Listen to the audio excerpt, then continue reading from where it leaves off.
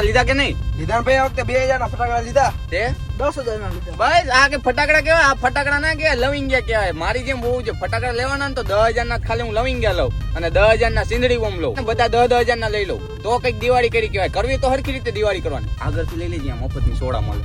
અમે ફટાકડો ફોડ્યો તો ને ઉપર જઈને ફૂટે. કેટલી કલાક આલો? 2 કલાક સુધી ફટાકડો આલો. 2 કલાક સુધી આજુબાજુ વાળા બધા હે ને ભેગા થઈ ગયા કે આ કોણ ફોડે છે. પણ તને ખબર જ છે ને, હું એમ ના કહું કે હું લાવ્યો હું એવું. આપણને બહુ દેખાડો કરવાનો શોખ નહીં એટલે મેં કીધું નહીં. આ વખતે લાવવાનું 5 કલાક સુધી હાલે ને એવો ફટાકડો લાવવાનો. હેઠે મૂકીને તો નાના છોકરા ફોડે, આપણે થોડુંક ફોડવાનું હોય. આપણે છે ને હાથમાં ફોડવાનું. ઓલી વખતે ભાઈ તું માનીશ નહીં, ઓલી વખતે મેં હાથમાં સિંદરી બોમ્બ ફોડ્યો તો. આ તને લાગતું નહીં શરીર મારું એટલે જ ઉતરી ગયું હોય. ફટાકડા લઈને ખાય કે બાકી છે?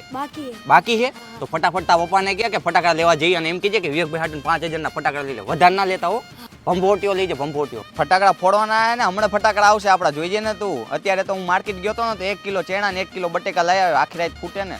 हमला अचानक हुआ था।